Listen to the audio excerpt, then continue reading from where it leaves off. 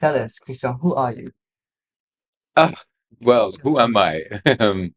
Many things, I must say, but well, in this space, in the technology space, I'm the CEO of Projectis Technologies. It used to be Projectis Consultants, but it's now Projectis Technologies, even though I haven't changed the name of the company yet, because I've devised and developed my own blockchain, well, from my own company, after many years of thinking in which direction the company could go, exploring the blockchain space, looking Yeah. at what AI could do too. And ultimately, we're launching softly right now SX4, which is the first blockchain to manage corporate document certificates, museum archives, photographic collections, family archives. With an added advantage over the competition that this blockchain works offline. Now we could talk about this, but I don't. I'm fascinated. How does how does a blockchain work offline? Well, That's part of the this is why we do a soft launch. yes, But the fact is, I know the secret. it needs to be it's not really a secret. It's just that you see when Satoshi Nakamoto invented, well, in 2010, published his white paper and discovered a way to decentralize, blockchain, and on top of that, develop a consensus system. The technology itself, blockchain technology, which had been invented in 1991 by Dr. Scott Stornetta and Dr. Stuart Haber, had not actually been very popular. Nobody really cared about it. Scott and Stuart were working for the Xerox company. They needed a way to hash all the documents of Xerox.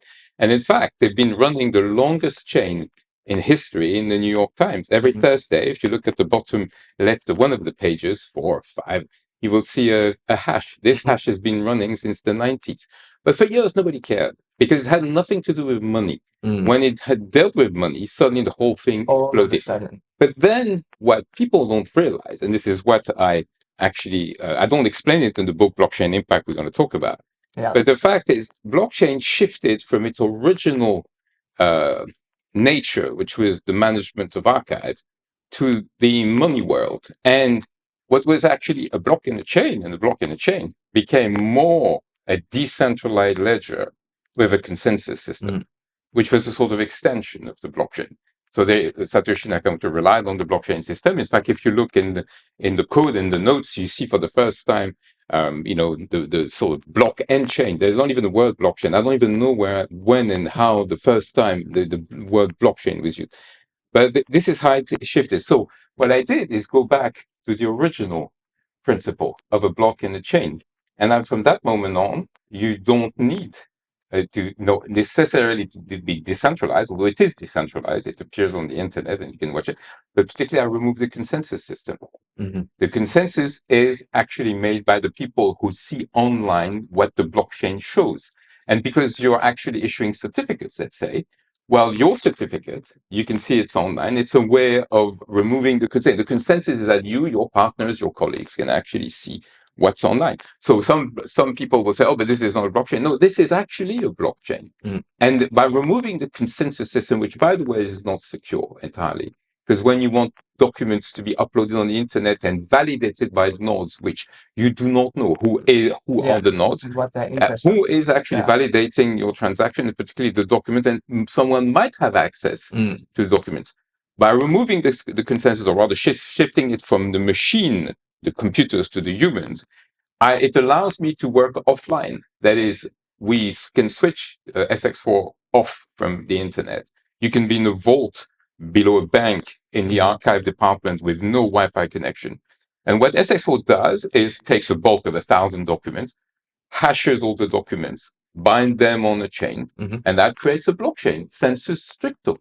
Then after that, you surface, you press a few buttons, and the whole thing appears on the internet, on your phone. And therefore, the consensus is that, for example, a certificate issued for a pilgrimage, for a share, appears on the company's website. And if the company is pledged never to take down this page, because the blockchain should not be taken down in any circumstances, well, the consensus is that your investment is there, for example. And so SX4 is actually I think will be useful to companies which are not listed on the stock exchange. Yes. And which struggle, startups which struggle to raise money, because people say, well, yes, I can buy 20,000 shares from your company, but what makes, one, how can I be sure that this is properly recorded? And second, will you honor these shares should I want to sell them back or to you?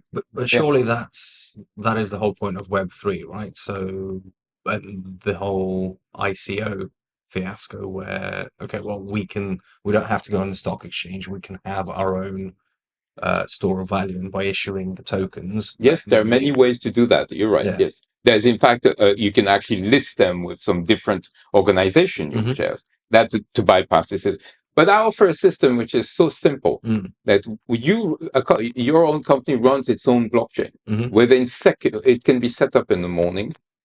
The page appears. I mean, your blockchain runs on a private basis, but then it appears on the internet, and then from then on, you can list the certificates of your investors, and you can provide a certificate with the printout of the hash at the back. That is, they print their certificate, and then they reverse print it, and they get the hash. It's a simple way. Now, if you look at the Projectis website, you will see that we're using it. We're using it for anything that comes our way. For example, I signed an agreement with an investment company a few days ago. The agreement arrived, and I said to my client, well, look, he said, well, that's a good, occasion to use SX4. I said, yes, indeed. And I sent back, said block number, 19, in fact, on the blockchain. And he said, this is actually really cool. We could use that for issuing, perhaps on the private basis, and issue some receipts to our investors and keep it private. I said, yes, you can. You can do it privately, or you can do it, publicly, or both. So SX4 works also by bulk, so manually. It's very fast. The timing with simple laptop, we've clocked 1,000 documents under 7 minutes.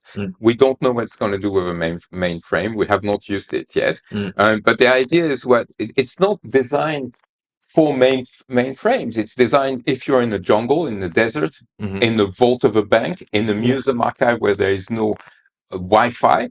You want a laptop, and you know that a lot of museum institutions use older laptops. It needs to work in any circumstance, under any condition. It's extremely light. It's extremely fast. It has.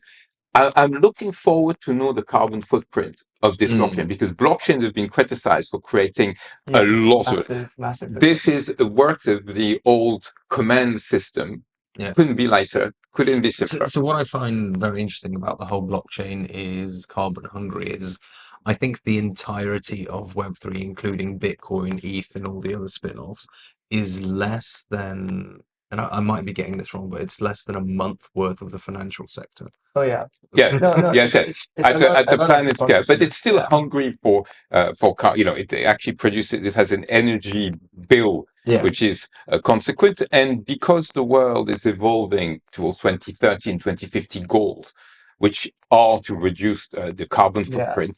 This is particularly valid for the construction industry, which is a great producer of, and they have to align. But and fashion is also fashion is yes. really bad. Anything that uses water, for example, that's the cement and concrete industry, or for textiles, blue paper, whatever you name it, you need a lot of water. And people think too much if we're going to do something that is a bit go further than what the current discourse. People keep talking about the carbon footprint because also governments are pushing them in that direction, but everybody forgets about water. We are running out of water, and because the government has not started to tell companies, you cannot continue to use clean, drinkable water as you are, but they have not. This discourse has not yet started. Nobody cares. You see, there's a form of hypocrisy there, I must say, that a lot of companies are interested in sustainability because they know they have to align with political agendas. Yes. And otherwise the sanctions will fall. And in fact, in California, where water is concerned, the cement industry and concrete industry has to align itself to what the government of California is saying, that, wait a minute, you cannot continue to use some, water this way. You need to find alternatives. Well, for the blockchain, and for AI, we're going to have the same sort of problem. So we need to think in terms of efficiency and not only power. We want to develop AI which are more and more powerful, which makes sense. But we need to think what are the requisite for that? That is in terms of equipment and energy consumption. So, I mean, fundamentally, it's also a problem of hardware, right? Because all of the emissions come from the hardware, and so it's also about efficiency of the hardware that we use. And see, my opinion on this, on the whole emissions thing, is that everything eventually gets traced back to how electricity is generated. Yep. Because at the end of the day, the only reason why the computer emits carbon is because it's the electricity used to power the computer comes from oil and I gas. think it's the case, yes. If we can tackle the problem at the source, then everything else becomes fixed, right? Yep. Then the carbon footprint of AI, blockchain, the fashion, everything, becomes neutral. And microprocessors, sorry to interrupt you, the quantum processing and computers, it produce a phenomenal amount of energy, and they need cooling like big time. I don't think this is going to reduce the carbon footprint, but everybody is, of course, wants more powerful microprocessors, and everybody's going towards quantum parallel calculations because it's much faster. Sorry, Andrew. So SX4. Yes. Now, you mentioned the startup use case of investments. Also, you mentioned like museums, you mentioned like corporate. So really, like the use case that I'm hearing is where you have something that's potentially very sensitive. Yes. Something that needs to be processed kind of securely, privately, but maybe even in a physically like secure location where you might not have access to a lot of resources, like a vault. Yeah. Who do you think your first customers are going to be? Like, what are you? Because there are several use cases, and you know very well that when a company starts providing several use cases to the clients, confuses. Yeah. That's something I'm very careful, to understand which are the best uses we could promote first. But SX4 also comes with some software to add certification on the documents before the SX4 actually hashes everything put in the chain. Basically, we can watermark the document and we can meta tag the document. Now, we have very few competitors. There is one in Switzerland and there was in Norway for certification, I mean. And what this Swiss company, which is certified and by various institutions in Switzerland, and the Swiss are very serious about this whole thing, still ask for your document to be uploaded to their cloud, to their system.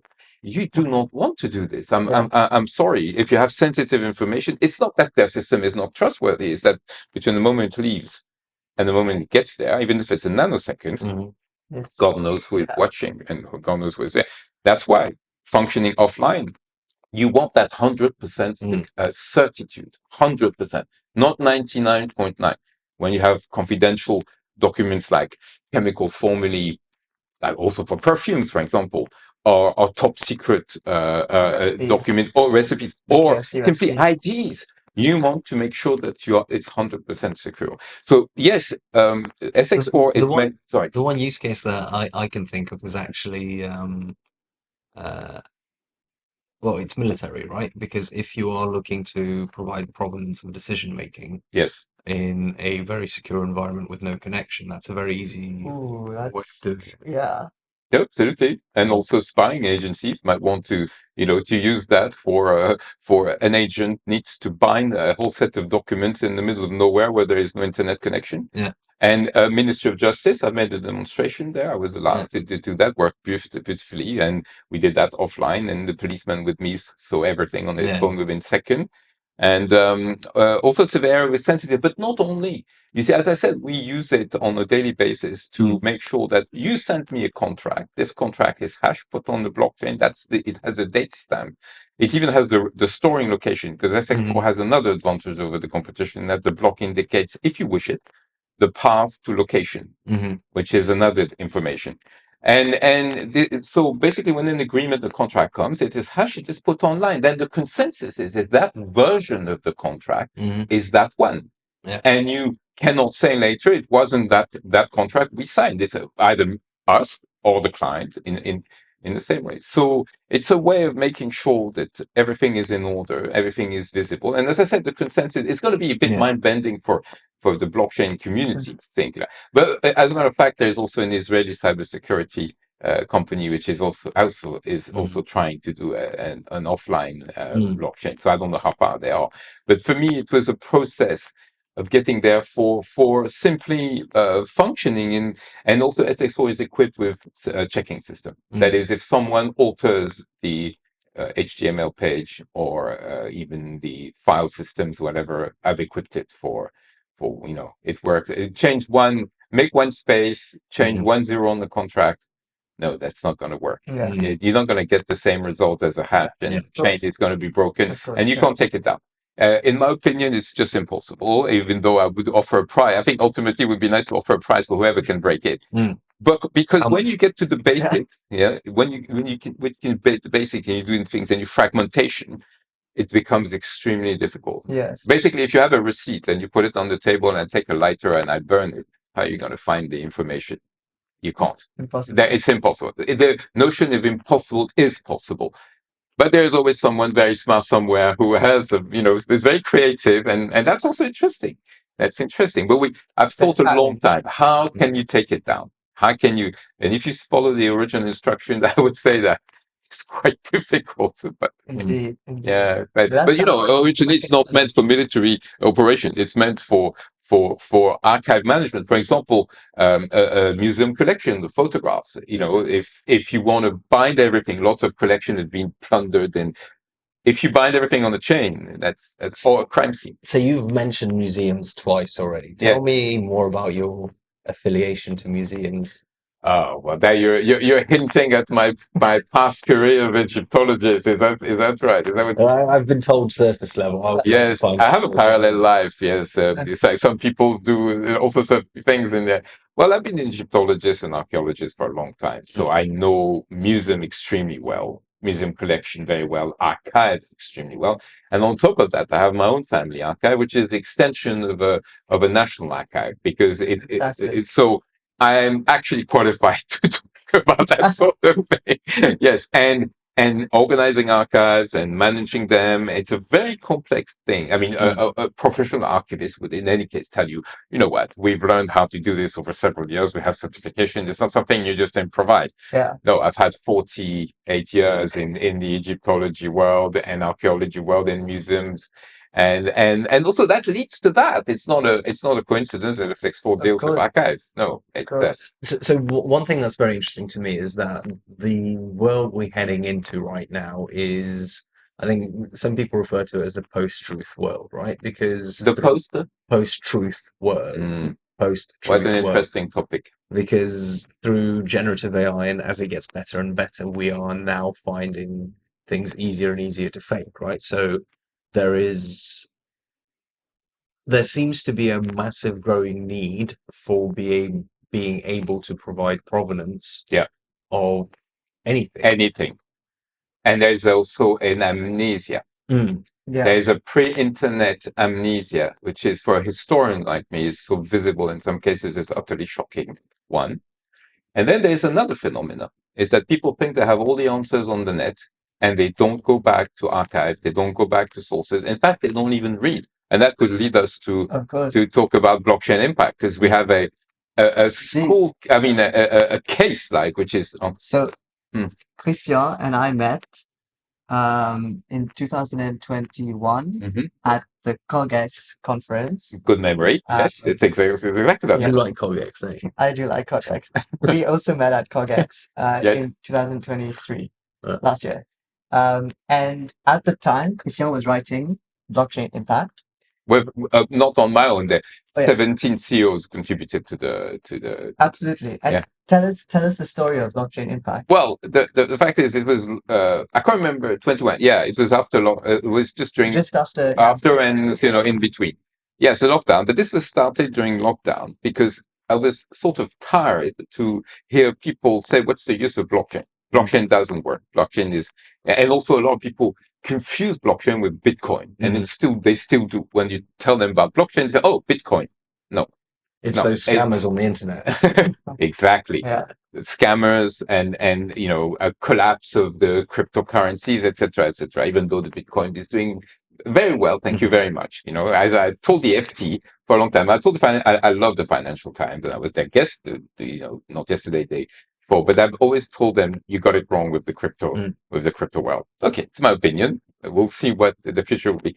But yes, I decided to make a book which would actually show people the use cases of the blockchain technology. So I wrote to 22 CEOs across the planet, looking for really interesting cases, and also by successful, companies which has silently, most cases, really use the blockchain technology in a positive way. So there's a use case about collecting the plastics from the sea, transforming it, and putting it on in a factory, recycling with blockchain, etc., etc. But and among the cases, one thing stood out. I discovered in Villanova University, which is a not very well-known US university, to put it mildly, Professor Hashi Sudler, who actually was doing something in the blockchain technology, which I thought was pure genius, absolutely pure genius. And basically what he was doing is had created his mini blockchain. I wonder how he was getting his consensus actually himself. Maybe he is also offline in a way. We're going to meet very soon. He's coming from America. We're going to meet. And he created his own blockchain, put it on a Raspberry Pi that school kids use, put it on top of a rocket, send it into orbit, and allowed all the satellites to communicate between themselves. Absolutely incredible job. When I talked to him, I said, Hashi, you're a genius. And I want you to finish the book, like literally the last article. I want you to write it because what you're doing is extraordinary. And he said, with great pleasure. Now, the book is published. In it, actually, I had 100 email exchange with Scott Stornetta, and I was able to actually write the first history of how the idea of the blockchain came to be. So at the beginning of the book, in my article, you have actually a detailed explanation according to Dr. Stornetta, how the thing was invented. As best as I could check, I don't see any other alternative. So that's also interesting. So by the way, also to finish the whole thing, the book, if you turn it on the other side, the book is actually a block of the blockchain. It's the first printed book ever put on the blockchain, and it's a block of the blockchain. So first. This is what we have first. And you know what? Very few people read the book. Yeah. Why? Because people in our sector don't read don't read books, and it's a big mistake not to read books because you miss on something. Yeah. And I must say, I was quite sad, and I thought all this effort, and people don't read. And then something extraordinary happened, like absolutely extraordinary. I was in front of my computer. I knew that Congress was about to talk about blockchain, and who Congress picked among 3 specialists in the entire United States to educate them about the blockchain technology, Professor Hashi Sudler. And on top of that, he mentioned blockchain impact during the Congress hearing, which means it gets into US history. I tell you what, I jumped that day. The last time I made a jump was in the 1970s when Pelé was putting some goals. I was with my brother and my father, and we were literally doing backflips on the sofa, very similar to that one. And ever since, I've never done that. So I screamed so loud that my wife, who was working in the next room, came and said, "What's wrong?" I said, "Look at that." And then she said, because she's a former head of strategy at BBC and journalist, said, "Congratulations." And you know what? Even the most skeptical, some of our authors, like I remember Dean Armstrong, who is one of the contributors, a very serious QC, sent a message and said, "Frankly, this is amazing." So it just, so I don't care if the book wasn't read. I just got last week, since we met Rehan, yes, I have a friend in Congress. And he's actually printed on official heading of Congress, head paper, letter pay, the actual extract from the hearing. And it just happens that Hashi presents himself, and the last sentence actually mentioned blockchain impact. Fantastic. I got 2 copies. One is framed, and the next one will be for Hashi. He doesn't know. He's flying in a few weeks, and I will present to him the framed version, because of course you can get it from the internet, but this is actually on letterhead, and it has no official value. It's just a memorabilia, right? But I'm going to frame it and give it to him and say, well, thank you very much for citing the book while you were sitting in Congress in Congress hearing. So what a fascinating it's a story. wonderful story, I think. Yeah. It is a wonderful story. We do have to wrap up in a second. All right. So, is there anything that you want to say to the world? Well, build reliable technologies and technologies which consume as little energy as possible. Please, because every day we see so many of them not functioning the proper way. And I could cite a lot of them, but I won't. Right. So thank you very much for having me.